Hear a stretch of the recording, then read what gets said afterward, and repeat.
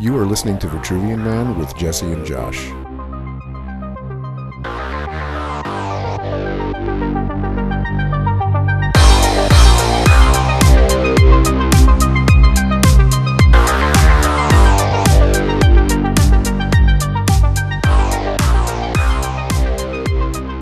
Welcome back to Vitruvian Man, and as usual, I am joined by Manila Josh. My man, what the fuck's going on? How you been? I'm doing okay. Doing okay, you? Pretty good. Going to Italy on Sunday. Pretty That is jacked. going to be so fucking fabulous. Yeah, really excited about that. Might gain 25 pounds. Don't even care. No, you won't. You'll walk it off. Yeah. Like, seriously. Yeah. Like, we ate like fucking pigs. Yeah. And, like, lost weight because you're just walking the whole time. It's awesome. That was good advice. Several people said just start in one direction and walk. Oh, just yeah. find cool things, find cool little clubs and little stores and stuff like that. So It's amazing. And it's really cool you're going to the Borghese because that is phenomenal. If you like art, that place is just mind-blowing. The Bernini sculptures, like, it is impossible to understand how they did it. It is so fucking cool. And then the paintings and everything. But, man, like there's, I think it's called the Rape of the Sabine. Uh-huh. And it's like there's the hand biting into the flesh. Yeah. Like it's absolutely amazing. Well, of course I appreciate painting and art. I think sculpture, I can't really think of an art form that's more difficult. I mean, when you think of the difficulty in painting, like a Rembrandt, right? The hundreds of hours that go into one of those paintings. Take that and add it to a block of marble, and now you're cutting out pieces to make those shapes. Yeah, and get what happens. I mean, it's just... You can't scrape that shit off, Of that. Fuck. So. And just the lace work, like it looks like lace. There's... dude, I can't wait to hear your report back from it because it is amazing. You know the Michelangelo quote, I saw the angel in the marble and I carved until I set him free. Yeah, right. That's a great line. Yeah, that's marble sculpture. I do have I have a little curveball I'm going to throw at you right now because this has literally nothing to do with our podcast, but I was a little obsessed. I had to talk about this. Did you see that they made soap out of Sydney Sweeney's bathwater? Dude, what? So we know that. Wait. So okay. Wait. Okay. Number one. Who's Sydney Sweeney? She's okay. She's not the White YouTube Lotus broad, right? And Euphoria. Oh, yeah. Okay. Yeah. Yeah, good actor. Great.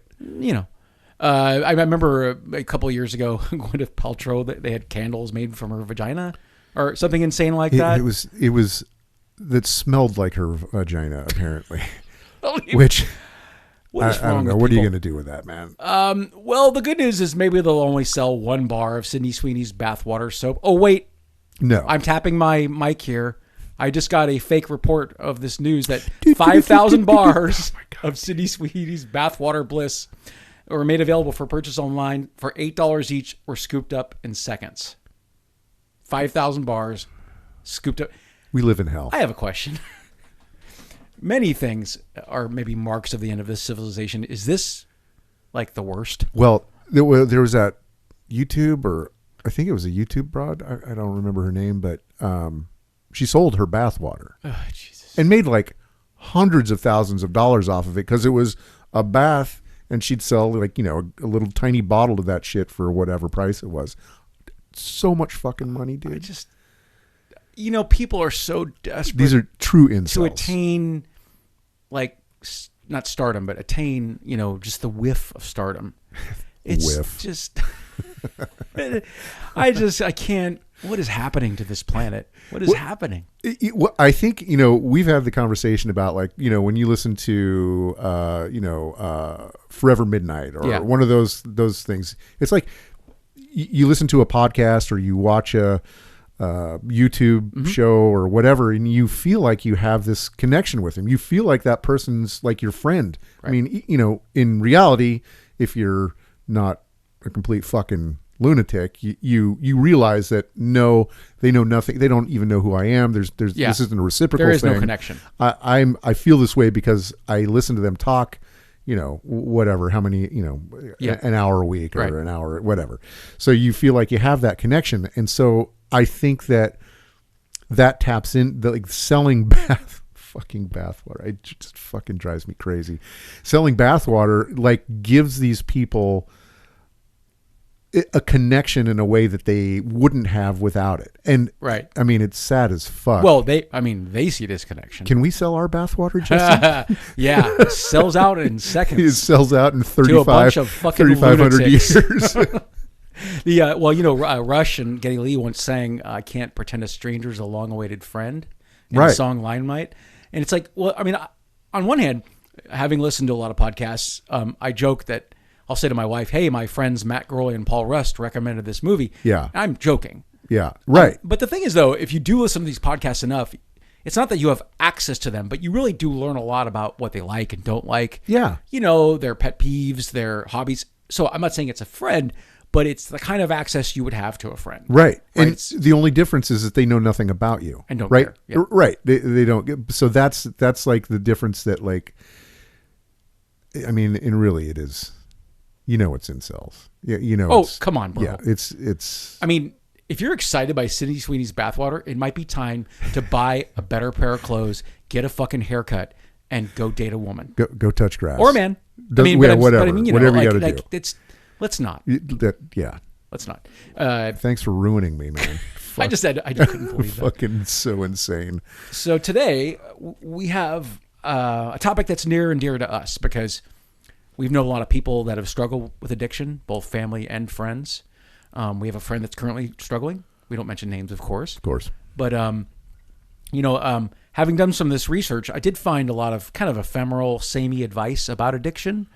But I thought rather than delve into thousands of lines of notes, I thought it'd be more interesting to talk about some of our experiences and some of the people that we know and how they've struggled. The personal side of it. And we are going to be focusing on dudes here, but Yes. this isn't to downplay the effect that addiction and that kind of mental health problem has on women. Just for putting it out there. Yeah, it does. It turns out that males make up 2/3 of people accessing alcohol and other drug services, and 75% of them have been involved in the justice system. So men are disproportionately affected by addiction. And I'm going to make a wild guess. I don't think this is like a huge leap, that women have better access to their feelings. I don't mean all of them, but men don't always have access to their feelings. Addiction is different for women too. Sure. One of the things that I read is that if men tend to get addicted, like it takes a little bit longer for the addiction to actually hit. Is that right? For men than women? For men than women. Oh, I didn't know that. Women tend to get addicted quicker. Okay. And the addiction tends to telescope very fast. So Okay. it turns from, mild use to It full-blown escalates. fucking addiction in a really short period of time. Okay. And addiction has a much harder impact on their physical, on their bodies.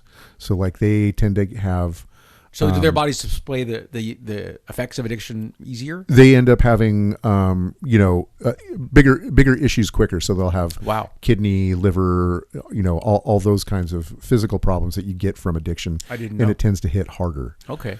But obviously, men are more likely to fucking kill themselves. Yeah, and I just, I understand there are pockets of, let's say, people that none of them have access to their feelings.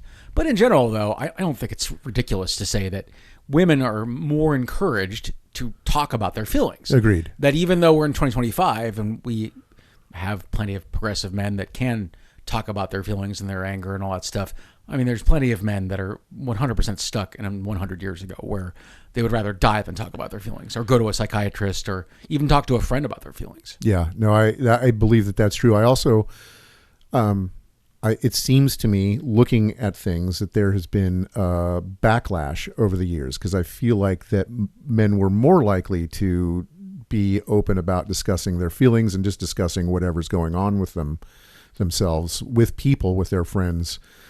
But the internet has ruined everything, of course, and now with the backlash against feminism that's really fucking hitting hard, it has turned toxic masculinity into a more, I mean, it's a bigger thing now than it was, I think, in the 80s and 90s. I mean, it was bad, of course, but I think that there was the general understanding that it was getting better, and men it was okay to talk about your feelings, do that. But I believe that for especially the younger people and people that are vulnerable to that kind of exposure, that it's really swung around the other way. Yeah, and we were talking about, I mean, Andrew Tate a couple of episodes ago. Andrew Tate would call you a pussy. Yeah, fuck. Right? He would say that's lame. Like men should be strong, as if strength comes from not dealing with your own emotions. Right. That's stupid. Right. So one of the interesting things that I was listening to something and they were talking about how, the second wave feminism hit in '60s. It was like the late or mid '60s through the '80s. And during that time, there was a lot of discussion and encouragement for girls, women to be themselves, be who they want to be, go to school. You don't have to be stuck in these gender roles. And they were prepared for this whole concept of an inequality, right, between the genders, and they were like, essentially they were kind of made aware that this was a thing and that they could participate in it. Right.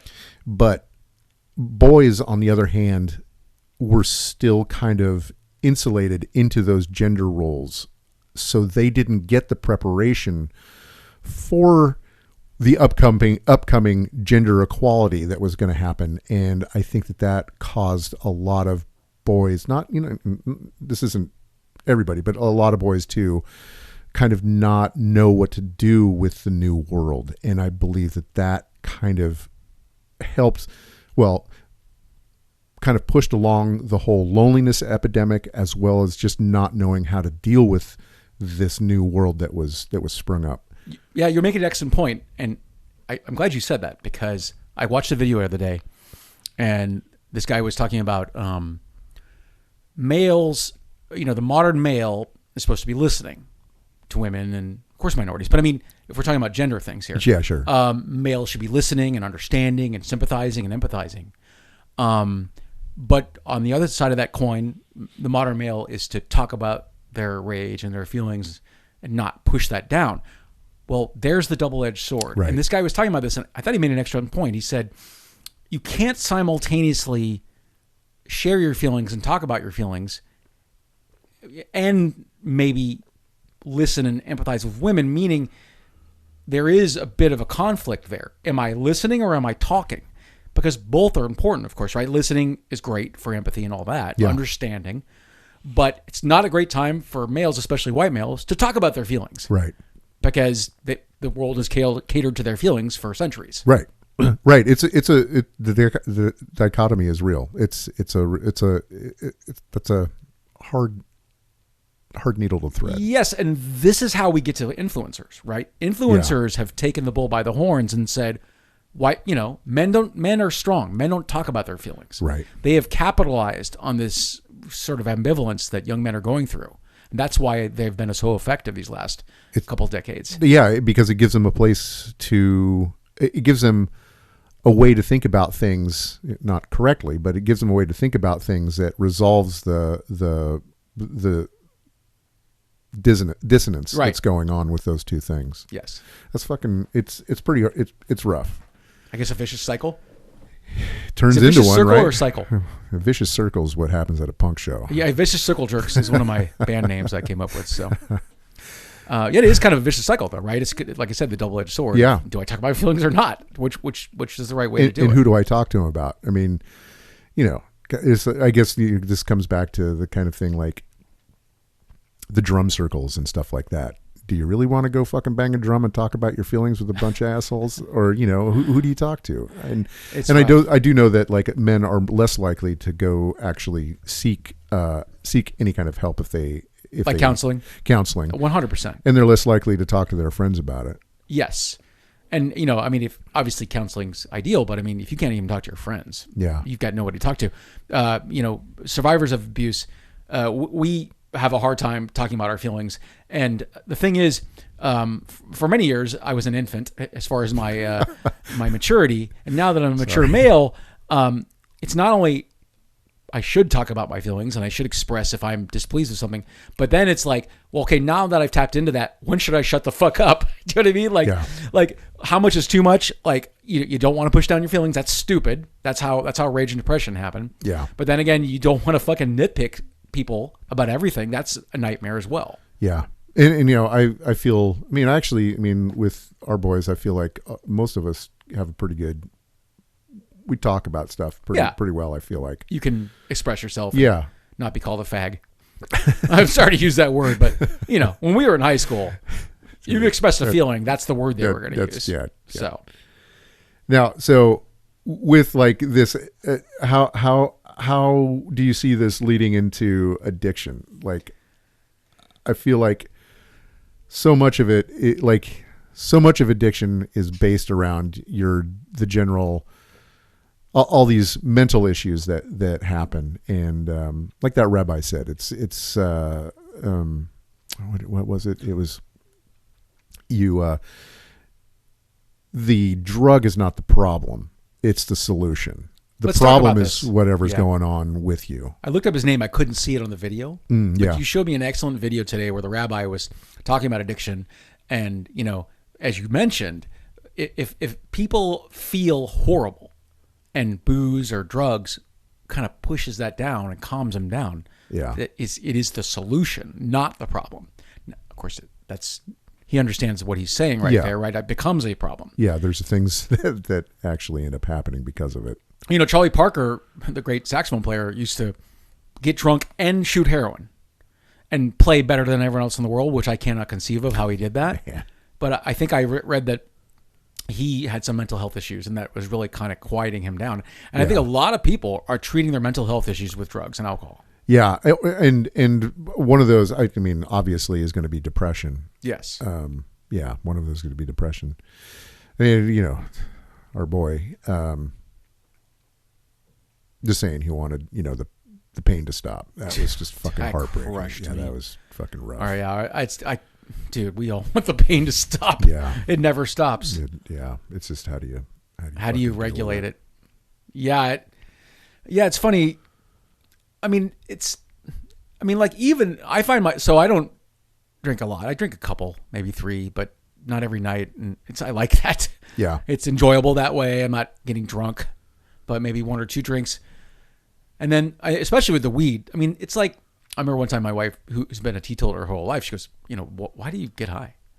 And I said, she wasn't judging, she just doesn't understand it. Yeah, sure. She's always been sober. And I said, well, first of all, let's throw away the word high. I don't get high anymore. Unless I'm doing dabs or something really strong, I'm just regulating my anxiety.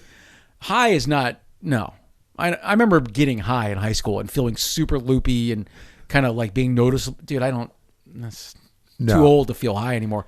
What I'm doing is calming myself down, and it is like a little serotonin boost.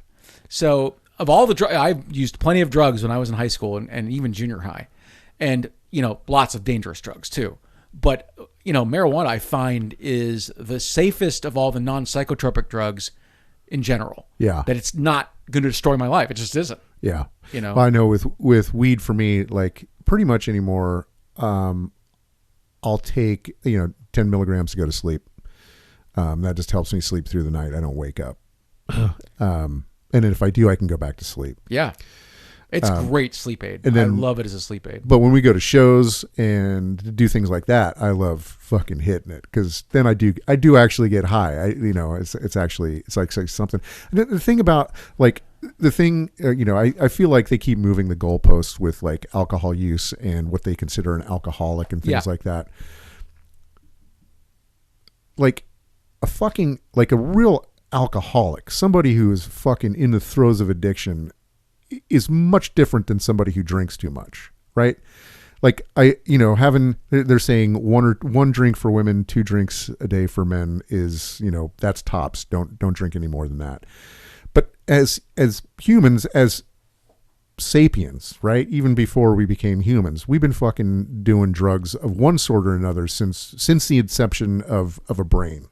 Altering the mind. Altering the mind is as old as the human race. It's in even more, right? You see all those birds eating fucking fermented fruit and get all fucking tanked. You see like the baboons and the leopards, or whatever, eating fermented fruit together and hanging out. Yeah. Like it's a Party! thing. It's just what you it's just what you do as a life form, right? You alter it somehow to get a different experience. So I'm not opposed. Like, I think that doing that is completely natural.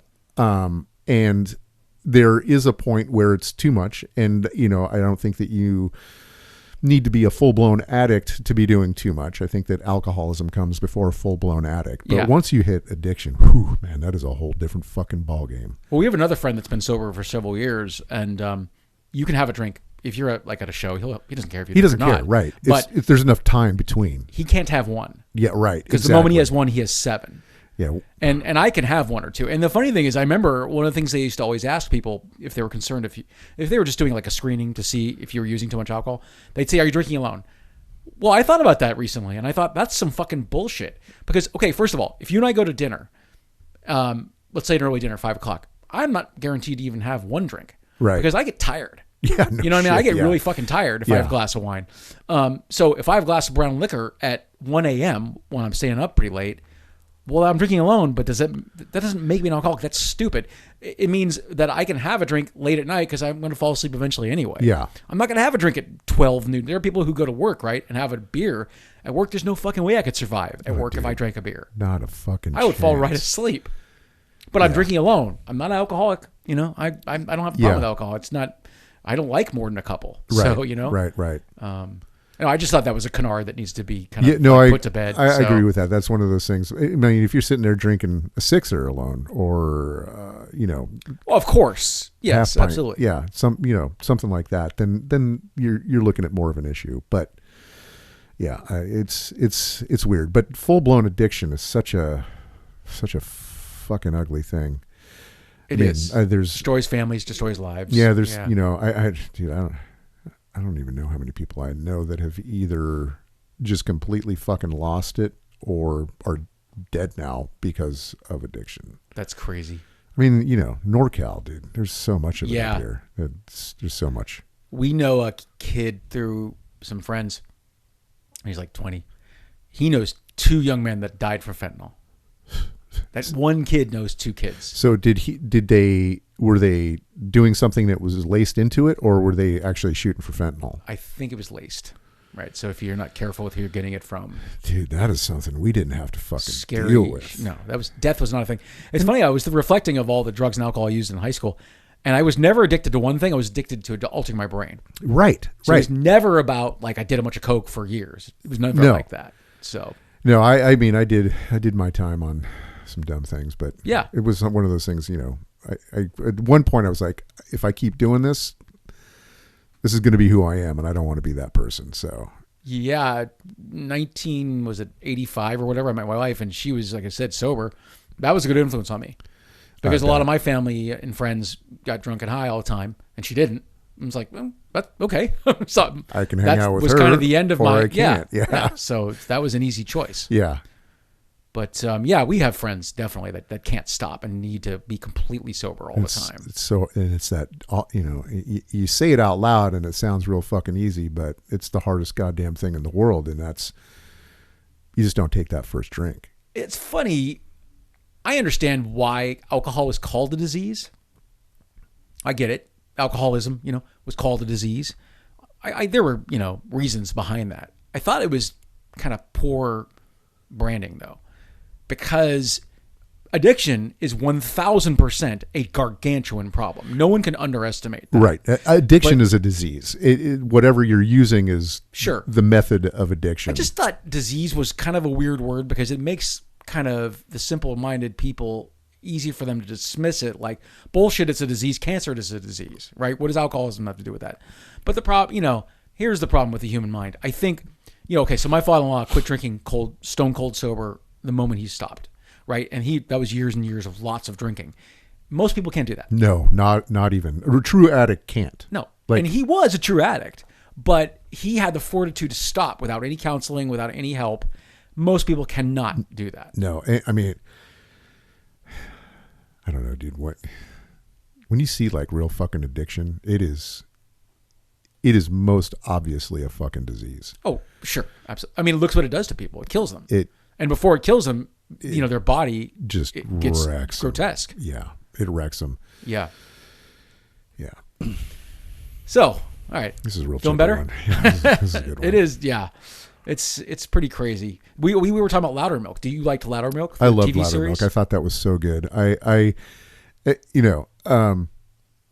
Aside from the actual like addiction talk, which it really like it was pretty fucking amazing throughout that whole thing. But Loudermilk is such dick, dude.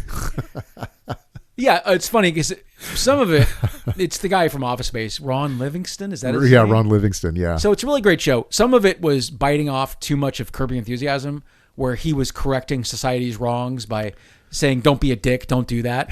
He was having conversations that would never happen in the real world. But that aside, I really enjoyed the show. And he's, a recovering alcoholic. He's a recovering drug addict, right? He's a writer, what do you call a critic? He's a critic. Yeah. And so the whole thing is about him leading 12-step groups. And you said you loved Brian Regan in that oh my God. group. That actually, like, I always thought Brian Regan was a good comic. I thought he did great stand-up. He was pretty funny, good presence. I didn't know he was a fucking actor. Like, he acted the shit out of it. And, you don't see it for almost the whole thing. You don't see just how good he is, but he's just making funny jokes. And he's just being funny. But man, when he really starts talking about addiction and, fuck you guys, this isn't doing shit for me. Yeah. Why did I fucking do this again if this is supposed to help? It was heartbreaking watching that whole thing. And I have so much respect for that guy after that. It really was amazing.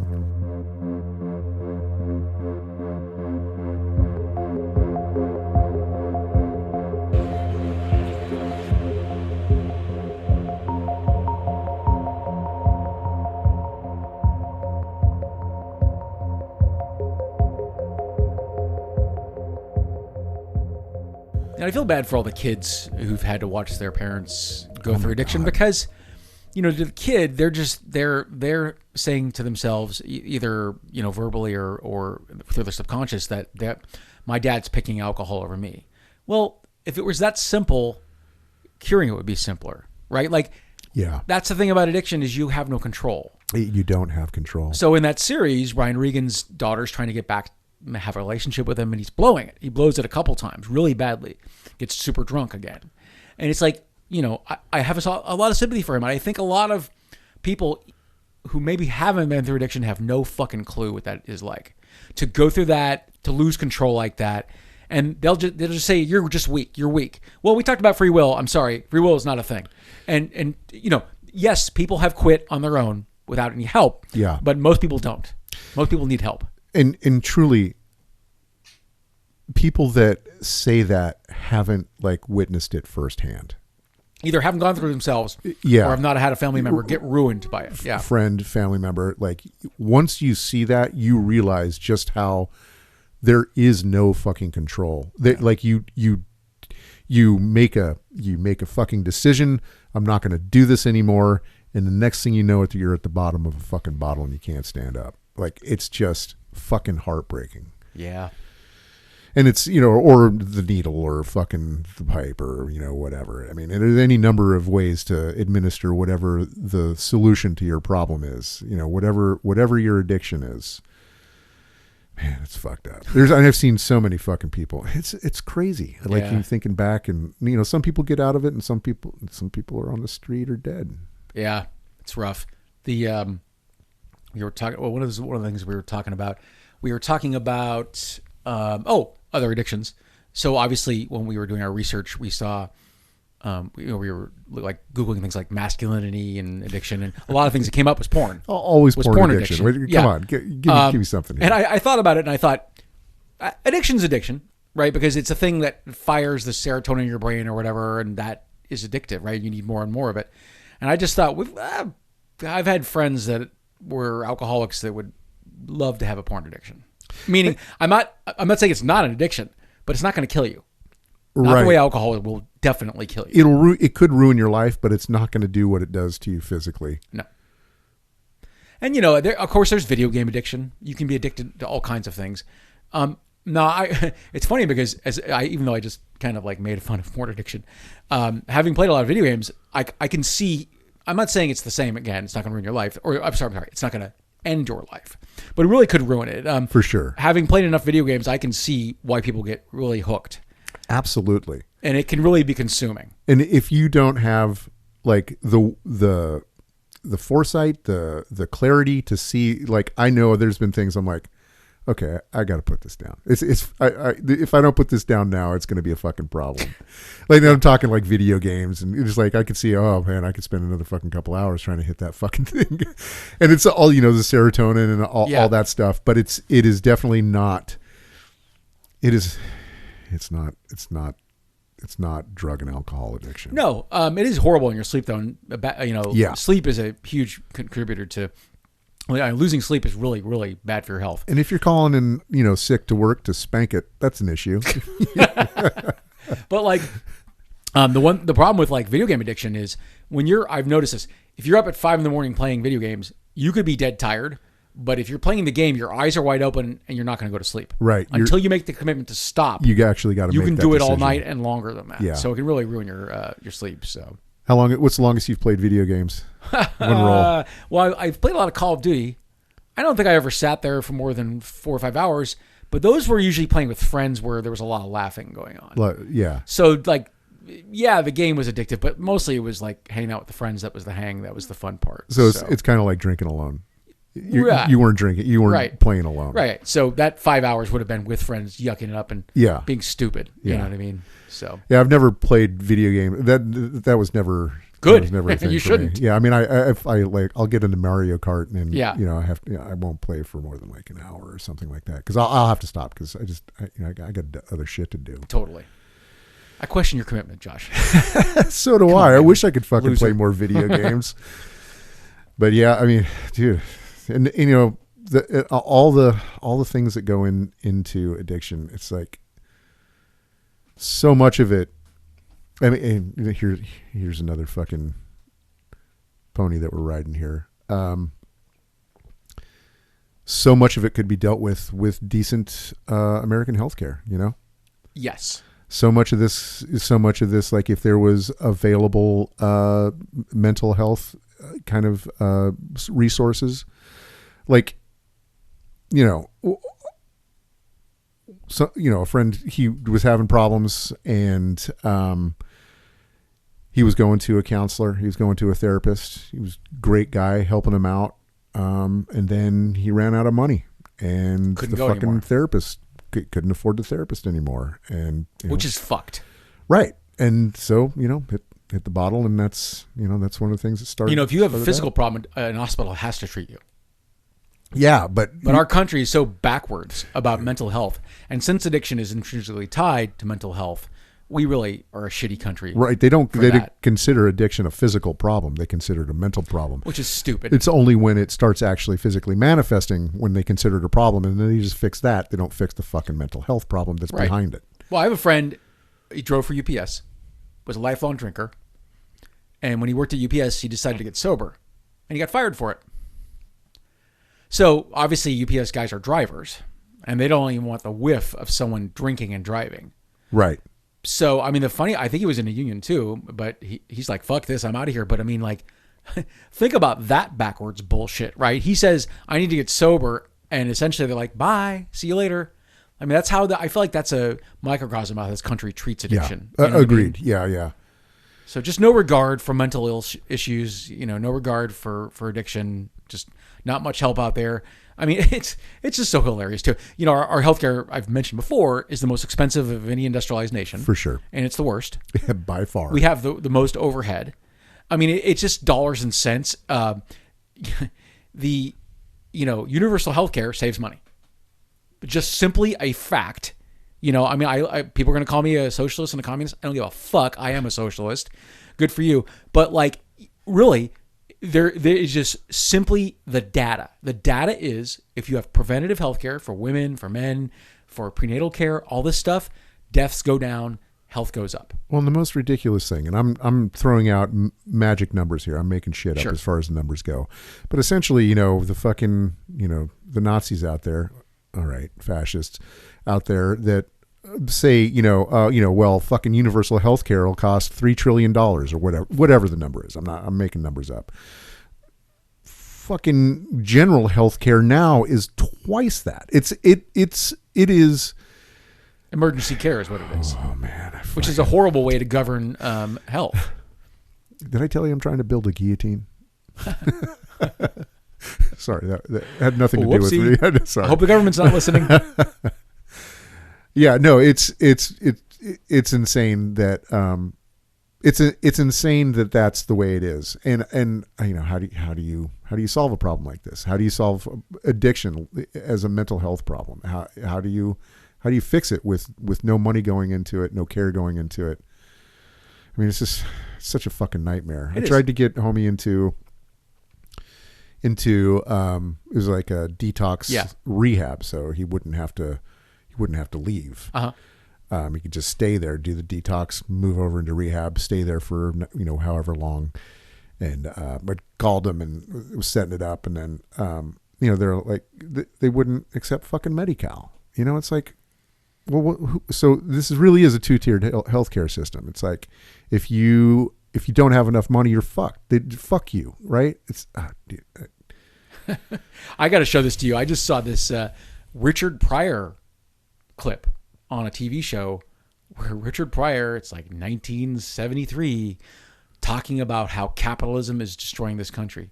Wow, do I have to show that to you? I didn't. Yeah, I had never heard him say a lot of political things, but it was all 100% the kind of socialism that you and I talk about, and how capitalism is insipid and evil. And I wouldn't seriously, I wouldn't even consider it very socialist. It's just a strong safety net in a capitalist country, because that's never going to go away. Well, right? Massachusetts has had universal health care since Mitt Romney put it in, and it's working great. Yeah. So, but we were talking about cost. How much is going to cost? Can we just retire that? Yeah. No one gives a shit about how much something costs unless it's something they don't like. We got lots of money to drop bombs on Palestinians. We have plenty of money for that. I saw this preacher. He once said, liberal kind of progressive guy, and he said, people love to talk about bombing countries. The moment you start talking about feeding the poor, they look at you like you're fucking crazy. Yeah, right. Yeah. And I'll say this over and over again. We have plenty of money for the B-1 bombers we're never going to use. We've got all this corporate welfare. How are you going to pay for it? Cut that fucking spigot off right now. Yeah. Well, I mean, the other thing, and this is not popular, but I think that it's becoming more and more popular, tax the fucking churches. Fuck those religious institutions, man. Yes. I mean, fucking pay your fucking share. Those especially those Joel Osteen motherfuckers. Fuck those people. Those people should be taxed into oblivion. Yeah. Well, the idea that there's any separation of church and state, they've not anymore. Backwards churches have been dictating to their parishioners for decades how to vote. Well, and the notion that there's any separation is a joke. And the IRS just said they can go ahead and do that. That they can tax them? No, or that they can go ahead and talk. They can promote their political that's really beliefs. Stupid, because they've been doing that forever. Right, but now they're making it okay. Right? Of course they are. Fuck these motherfuckers. Of course they are. Like, how many wrong decisions can this country make? Apparently a lot of them. Dude, so many. Jesus. So fucking many. Like I said, the end of civilization. Yeah, we live in hell. We live in hell. This is good stuff, huh? I don't have a lot more notes. Obviously, if we're talking about masculinity through the lens of addiction, there's a problem, but this obviously is it's ruining families all over the country and the world, And the addiction, like I said at the beginning, it affects men and women equally. Maybe not in numbers wise, but it affects them in the same way, and that all has the same root cause. Although I think that with men there are some other underlying issues, but it's all the same root cause: loneliness, depression, mental health. Yeah, it's just a fucking horror show. Yeah, if you're out there and you're addicted, I think the best advice I have is find something you love to do, because I think, I think a lot of people don't have something to occupy their mind, and as the mind wanders, it starts to think horrible thoughts. I think if you're focusing on something you love, play the guitar, learn to paint. I know that sounds facile, but it's true though. You really do need to find something to put you in the flow state that occupies your mind and gives you that serotonin boost without the alcohol. I'm just going to say this first, get some help. Oh yes. Ask for help. Yeah. I like first and foremost, get some help. If we can throw some numbers on the show notes. The show notes. Yeah. I think that absolutely. Would be a really good thing. Yeah. Some addiction and recovery centers. Yeah. There's some hotlines. Just some hotlines. Yeah. Because I mean, talk to somebody. Obviously, if the addiction doesn't get you on its own, then there's suicide. And I mean, there's just so many bad things. It's funny. I do have lots of notes here, but I just not that interested in talking about them. No, it's so much more. It's addiction and its effects are so much more personal than all that. And I don't know. I feel like anybody can look up a article about addiction. And yeah, I think it's just more interesting to talk about the personal experience. Yeah, but I do have an asshole of the week. All right, we get through addiction. Hey, you got more? I think I'm there. Okay, we solved it. Oh yeah, it's over. Good job, everybody. Asshole of the week. Today's asshole of the week: Texas Governor Greg Abbott. Oh, God, fucking proclaimed on July 5th dude. that Sunday, July 6th would be a day of prayer in Texas in response to the deadly floods that have ravaged central Texas since July 4th. God damn it. Just, dude, prayer. I mean, seriously. I mean, forget about the fact that a bunch of government officials have been fired and FEMA's response has been... Did you see... Someone told me the other day, was it your friend that said that Mexico responded faster than FEMA did? That Mexican government intervened faster than FEMA did? Yeah, dude. Well, the trick is that fucking ratchet ass gnome, Christy Gnome, what do they call her? Ice Barbie. Anyway, she fucking made some diktat that anything that costs over $100,000 had to have her personal approval, and it was over 24 hours before she actually got anything approved. That's for them simpleton's personal approval. That fucking dude. Did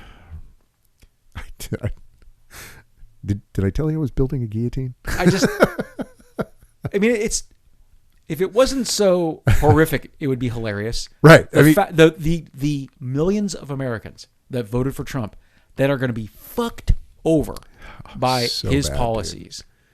Dude. And it's like, on one hand, there's Schadenfreude there. That's fucking awesome. Fuck you. Yeah. On the other hand, we got to sometimes suffering and I know they have kids. Kids didn't ask for that.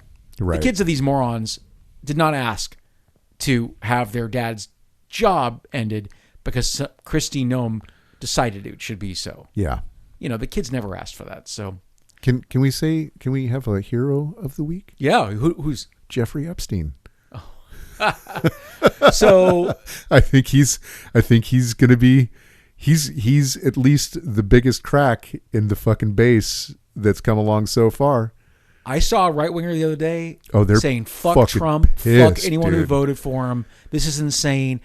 Finally, we found something to galvanize. This is the one thing that's going to fucking do it. Well, I mean, it's funny because you remember, for decades, the Republic or the Democratic Party was seen as more pro-gay or pro-gay rights, right? Right, absolutely. Therefore, people used to call Democrats child molesters. Yeah, right. Because child molesters are gay. So, somehow. A stupid fucking thing to say. Somehow. But now that we see that Republicans are the child molesters, right? That hasn't been a problem the last few decades. I mean, last 2 or 3 decades, no one gives a shit about all these Republicans raping children. Trump, we talked about this, Trump would buy these beauty pageants and grope underage girls, behind the scenes. Open up the door. Yeah. You can just walk in on them. Fucking dressing rooms and grope girls. Like 13, 14-year-old girls. And by the way, don't call them young women. I've seen articles where they call them young women. No. 14-year-old is a girl, not a woman. Yeah. But so someone the other day just said that Trump isn't part of the Epstein case. He is the Epstein case. Oh, that's why. I mean, that's why he is freaking the fuck out. He's freaking the fuck out. I think, well, they're still protecting him. Sure. Basically, they talk a bunch of shit. Yeah. They say, Epstein, we got to get to the bottom of it, and then they vote against actually releasing any of the stuff. somebody's going to fucking leak this shit. I mean, there's terabytes of fucking video out there. Yeah. Terabytes of video and pictures out there. I really hope someone does. It's and somebody's going to get a hold of it, and it's going to come out, and it's fucking son of a bitch. I mean, I don't know. I guess I'm too cynical at this point to think this will bring them down. I agree. I mean, you've got to grasp at straws, right? I mean, you have to have some hope. I agreed. I don't think, but I think that this is the biggest crack in the coalition that's come along so far. And it's because he fucking said it. He was the one that was like, the Democrats are the fucking pedophiles. We're going to get the bottom of this. The Epstein, blah, blah, blah, blah. Uh-huh. Oh, well, maybe we don't release those pictures of me raping little girls. Hell in a handbasket. Yeah. End of civilization. I got a couple quotes to cheer you up, though. Okay. This is Charles Bukowski, great author. Love my Charles. Gotta love Charles. He says, "Do you hate people? I don't hate them. I just feel better when they're not around." Which is a wonderful quote. I love that drunk. Chuck Palahniuk, great author, wrote Fight Club, a brilliant author, just amazing. Here's what Chuck said: "A good story should make you laugh and a moment later break your heart." Just, he can say things so simply, but just so profoundly. Yeah. You know, love him. I listened to, back in the day when DVDs first started having director's commentaries and stuff, I consumed those just voraciously. And I bought the Fight Club special edition. And not only does David Fincher do a commentary, I think Brad Pitt and Edward Norton have their own audio track. And then Chuck Palahniuk has his own audio track. And you got to watch it. It's awesome. That's a guy I would like to be friends with. You know what I mean? Just very, very brilliant guy. What else has he written? Honestly, I have no idea. I think he wrote did he write Choke, which is that Sam Rockwell movie? I don't know. But I'm interested in reading them, that's for sure. Okay. But so this is the last one's for Minister James Martin. He's an American Jesuit priest, writer, and his public outreach to the LGBT plus community has been drawn both support and condemnation from within the Catholic Church. Of course. But he's a progressive minister, so we like our progressive ministers here at Vitruvian Man. And he said, "What does Jesus say about migrants? He doesn't say help the stranger only if it's risk-free or convenient, or the stranger has the right papers, or is from the same ethnic or religious group. No, we are meant to show mercy to the stranger regardless." Yeah. Oh, who does that sound like? Jesus. That would be the Jesus. Yeah. Don't fuck with the Jesus. Gotta love the progressive ministers. Thank you. It's so funny how like the Jesuits are both the most progressive and the most regressive. Like, is that right? Do they have the factions that are super conservative and super liberal? Or Opus Dei is a Jesuit branch. But I've always known the Jesuits as they were always interested in education and Jesus and the actual teachings and of spreading Christ. the word. Yeah. But then you have the Opus Dei regressive bastards that are out there, this isn't the real Pope kind of people. There's a young man who always interviews Dawkins. I don't know if you've seen him on Reels, but he's kind of Dawkins' logical replacement. He's got a little mustache, but he's brilliant the way Dawkins was about atheism. And this young man was hosting a religious idiot. And the idiot said something about, homosexuality being a sin. Oh, Jesus. And this young man understands the Bible more than anyone. He can quote scripture. He knows it so well that he can use it against these morons. Well, I do love that. He talked about, he goes, well, here's the problem with anything related to homosexuality. It's very rarely mentioned in the Bible. What's mentioned a lot is slavery. And not only that, but pro-slavery is all over the Bible. And the idiot religious expert said, oh, enough scripture. So I do love that. Don't use my own book against me. Wait a minute. God damn it. That was lovely. Fucking dickweeds. All right, we solved addiction. Oh, yeah, it's solved. Yeah. Toast to the bad dads? Hella solved. Yeah, toast to the bad dads and all the time. Hey, shout out to the East Coast. Love you guys. Oh, what made you think of the East Coast? My family over there. Oh, yeah, absolutely. Thank you for listening. Yeah, thanks for listening. Really appreciate it. We have a handful of visitors, but that's okay. Yeah. We like talking to you. So we'll be back in August after I go to Italy. So how long are you gone for? Yeah, I'll be back on July 30th. July 30th. Yeah, okay. So we'll do a podcast in early August. Okay, sounds good. See you next week. See you next month. I'll see you next time. Okay, see you. All right, bye. You have been listening to Vitruvian Man. If you'd like to get a hold of us, you can either call us at 415-484-8841 or send us an email at vitruvianpod@gmail.com.